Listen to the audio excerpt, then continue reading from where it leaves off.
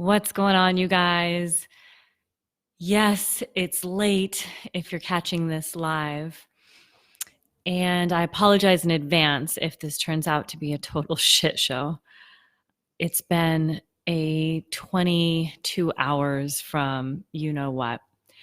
And I want to share with you why my having to make a terrifying life or death call today literally applies to you.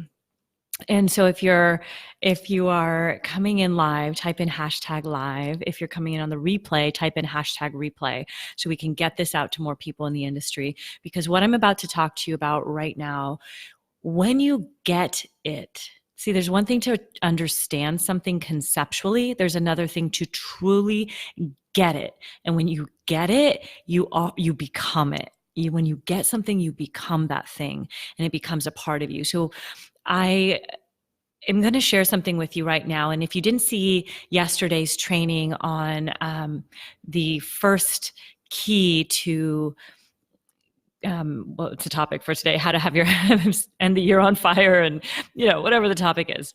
I apologize. I'll tell you in a second why I'm a little bit scrambled, but how come it was absolutely essential that I came here in front of you today, in spite of that. But if you watch that, you know that the first key to hitting your goals and ending the year on fire is having clarity, having total clarity. So if you haven't yet watched that, make sure at the end of this video, you go back and look for that training. It's also on YouTube, how to, under Timeshare Sales Mastery, how to hit your goals and end the year on fire is the title of that. Anyways, it's on this page, Timeshare Sales Mastery as well. So rockstars. And before I forget, the top bonus challenge is less than 2 days away. And depending on when you're listening to this, so join us on the journey to the top of your bonus ladder. It is an absolute incredible experience. You can click around here to find the learn more or sign up, or the toplevelbonus.com. So I just wanted to get that out of the way because it's coming up. So listen, here's what happened. 12:30 at night. And again, I apologize in advance if this turns out to be a total shit show.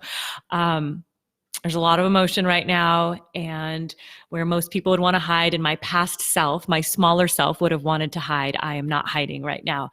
So 12:30 last night, dog jumps off the bed. I'm gonna give you the short version.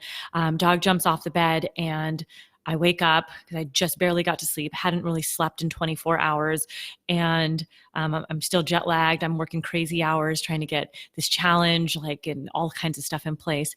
And I turn the light on and he's literally peeing, unloading his entire bladder on my floor. Like, Mom, I just lost control. And he was terrified. Long story short, it was a horrible night, me communicating with the ER and waiting for certain signs to bring him in. In retrospect, it was probably okay that I didn't bring him in last night. And I felt like I should have trusted my gut and taken him in, but it's okay. This morning, 7:30 a.m., went to the vet. We spent 10 and a half hours at the vet. I think 11 hours at the vets today, 2 different vets, and ended up at an ER specialist. Diego had, and y'all know how much my dog means to me if you've been watching any of my trainings for any length of time. He is my world. He is my child. He is my like the love of my life, right? And I've had him since he was just a few months old, and he's 12 and a half. Well, he had a ruptured, or he had a, geez, I'm so sorry. He had a tumor on his spleen that ruptured. And I think that's what caused him to jump off in pain and unload last night. And so we went in there. It was, look, here's the prognosis. 80% chance this is cancer when we get in and look at this thing that looks like a tumor on the spleen. 80% chance it's cancer. And if it's cancer, it's probably, I can't think of the name of it right now, something sarcoma, and he'll live, if 50% of the chances he'll live, if he makes it through surgery, he had internal bleeding, he'll make it a month, like up to a month. Another 50% chance he'll live up to 3 to 4 months. So that was the call I had to make for, I'd already spent $688 at the first vet, and this new quote was low end $6,400, high end $8,900, okay? Crazy. And yeah, thanks, Enzo. Appreciate that. I have a pounding headache, by the way. But guys, it's so important that I share this message with you today because it has everything to do with you, and it changed how I think about everything in my life right now. And so I had to make the decision, and I was making the decision with somebody else. Okay, there's another person involved, and just to keep that person out of it, there's another person involved in that decision. And I'll tell you what, I'm trying to be really careful with how I word things with this, but that person, it came down to some finances and things, right? And I said, listen, when I asked the vet what her odds, what she would do if this were her dog, she said, I would do the surgery. He's a great candidate for the surgery. And if we remove the spleen, do a splenectomy, which we can and we will, and he makes it through surgery okay, that's the key. If he makes it through surgery okay, which he seems to be a great candidate, then it could be cancer, in which case he has, but like we told you, worst case, anytime, up to 3 to 4 months. Or it's not cancer, 20% chance, and he goes on with his life, and he's 12 and a half. Who knows how long he'll live, okay? So that was the call I had to make today. What would you do? What would you do in that situation? I'll tell you what, it was so freaking humbling for me. And I'm like I told you, this could turn into a total shit show right now. But my dog is everything. And I tell you what, I was listening to the feedback I was getting from other people. I called my sister. She's a doctor. She's walking me through, we're way more humane to our animals than we are to our people in our life that we put through this. It's basically, saying that we make people go through a lot. We just will end up putting our animals out. So I'm listening to all this. She didn't mean it in that way, but she's a physician. She knows she's 12 and a half. There's a lot there. What happens if he does have cancer, all this stuff. So I said to the other person involved in the decision, I said, listen, I don't care where you're at. I understand and I respect it, but I would never be able to live with myself without trying this.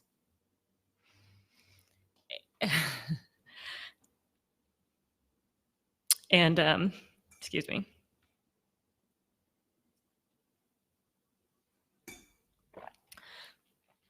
And I said, contribute if you can, or don't. I'm okay. If this costs $10K and I get a day out of it with my dog, that's the risk and the chance that we take, and I'm grateful for that day. And holy shit. Sorry, guys. Thank you. But I'll tell you what, this is why this was so moving to me in so many ways. Granted, like dealing with death and people and animals, they become your family. They are my family. Like I'm single. This is my dog. It's he's my baby, right? And damn, don't even have tissue or anything. I was like, no, you got this. You can do this, Johnny. Oh, the emotions are really raw. So as you can see, here's the thing. Thanks, Susie. Appreciate you. So here's the thing.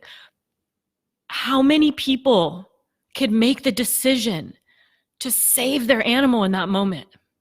How many people could actually say, they don't let you walk out of there with a payment plan. They don't let you walk out of there without paying for the best case scenario, which I'd already paid $688 at the first vet and to do a couple x-rays, right, and a painkiller. And it was $6,400 to walk out. Worst case was $8,900, but it could go up 20% higher than that. Okay, so an extra $1,800. So $12,000. Okay, is what we're pretty looking at, and what I'm looking at. And so, how many people could make that decision to say yes, to have the option to say yes? And this is why the topic for today, that second key to hitting your month, you're like, how does this relate to hitting your month and, just ending your year on fire? Because mindset is everything. And there's a thing called prosperity consciousness that most people in this world lack. And I didn't have it. I started entering into this world of personal development and working on myself and having a growth mindset and learning about it in 2009 when I found Timeshare. And that's what made me have such an incredible career, was because I was always growing. I was always investing into myself. I was always learning. But I didn't get it. I didn't really get the money thing until, to be quite honest, probably the last year to year and a half, max, not even year and a half, is when I finally got it. I had been making multiple six figures a year, but don't think I had been keeping multiple six figures a year when I was in the industry, okay? And there's a key there, because most people who make a lot of money don't keep a lot of money. They don't. And if you have the money and you operate out of a place of fear, and you say, oh, I got to hold on to this money because if I spend it, then I won't have it for something else. You're operating out of what we call scarcity. And this is where most people live. And this is why they stay poor. This is why they stay broke. This is why they never break through those subconscious paradigms to get to creating wealth. They never get to having a level of prosperity consciousness that is operating out of abundance, that not out of fear. And we talk about this on the Money Mindset Day in the challenge. And I'm telling you, it is so crucial because number one, I felt so much gratitude that I had the ability to not bat an eye and say, yes. I had to give the other person, time to really work through that. And, I don't want to go into too much of it, but thank God I have built what I have built and I have worked on my prosperity consciousness. And for me, dropping 10K that day, even though it was only 7,400 or something like that today, and the rest tomorrow was feasible because I wouldn't be coming home with my dog. I wouldn't be coming home with my dog tomorrow or in 2 days. And this is why it's so important, you guys. And I had this conversation with a few people today.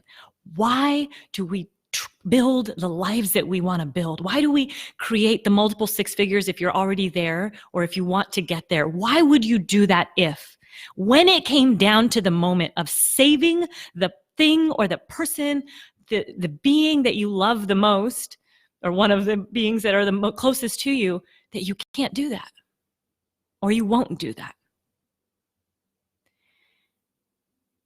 And it stretches you. It stretches you to think, do I want to operate out of that side or do I want to be the person that said, damn it, I built this incredible machine. I changed thousands of people's lives. I have, over the years of selling timeshare and now doing what I do now, taking people from the verge of termination to the top 1% and taking the 1% to new levels and new heights. I do that so that when something like this happens, boom, charge it. Not even batting an eye. If I get an hour, I'm grateful. If I get a day, I'm grateful. And not everybody, and look, and I made the decision with the best information that I had because I believed that there was a shot and I would never be able to live with myself if I didn't take that shot, right? So who knows what tomorrow holds, for an update. He made it through the surgery, thank God. Internal bleeding, they pulled out the spleen. There's one ruptured tumor and another one on the backside they didn't see, and a bunch of little nodes on his liver that are being tested and biopsied to see if those are cancerous as well. They think they may not be, but it could be. So who knows? Who knows? And the 3 to 4 months, I don't think like that. I don't think like what average people get or average dogs because my thinking is so powerful. I'm not saying that I control, God controls, the man upstairs controls everything, right? But I can control where my energy, my focus goes. And that impacts those around us.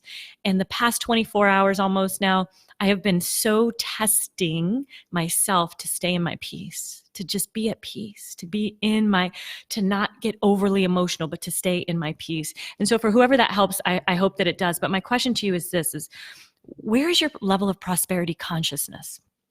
Where's your level of prosperity consciousness? Do you make decisions out of fear when it comes to money? I don't have enough. There's not enough, perhaps. There's never enough. It's not good enough. They're not qualified enough. It's not qualified enough. What if it doesn't work out? Or do you make decisions out of faith? And do you make decisions out of belief that it will work out? Do you make decisions out of abundance versus scarcity? And abundance being there is enough. There will always be enough. It's good enough. They're qualified enough, right? That all of the things that most timeshare reps lack. Seriously, 99 point something, something of them lack. They don't operate out of there. And they're judging the tours. They're judging how many tours are expected to come. They're judging the quality of the tours. They're judging where they're at on the board. They're judging the volume that they've sold year to date or month to date. And they're judging all of that. And that is directly correlated in whether they believe or not, they're going to hit their month and ultimately make the year that they dreamt of back on January 1st or whenever they started this career, this job. And those decisions have everything to do with those thoughts and those beliefs in your mind. And again, we dived into this so much in the challenge. And I help to awaken you so that you can awaken your tours, so you can get them to stop thinking out of scarcity and start thinking out of abundance and possibility. Because when we work out of our current circumstances and what is, the person who I was speaking of today, they said, but this is my current reality. And I said, yes, because your thoughts of yesterday created your current reality. And if you want this to be your future reality, keep thinking the thoughts today and it will be. And those are so true words that I hope that you get. And guys, I'm not going to go any longer with this, but I hope that there was a message in this for at least one of you out there to receive and look at, what are you operating out of? Are you waiting for your circumstances and your money to be lined up, or are you working out of what we call possibility? And when you work out of possibility, and again, I dive so deep into this in the Top Bonus Challenge, I believe on day 6, and it's about how to stop looking at your bank account, how to stop looking at the debt on your credit cards, how to not recreate that pattern and continue that for the rest of your life, because the thoughts you are creating today and you are thinking today are creating your reality of tomorrow. We'd love to have you in the Top Bonus Challenge, Rockstars. It is absolutely a life-changing experience. I give you everything. I show up for you. I am here, and this is the last thing that I would have ever in the past wanted to do, but I knew that there is power in vulnerability, and there is power when you are not in your finest form, right? There really is. And sometimes in your weakest moments, you can find your greatest strength. So thank you for being here. Join us at toplevelbonus.com, or click the link here. Tag somebody in this chat who needs to hear this message and whose life would be benefited by having 10 days of incredible training with an amazing group of rock stars who are all working to the top. Can't wait to see you in there, and hope that we do. Take care now and change some lives tomorrow. Love the ones you're with, your loved ones, and the people that you're with. Peace.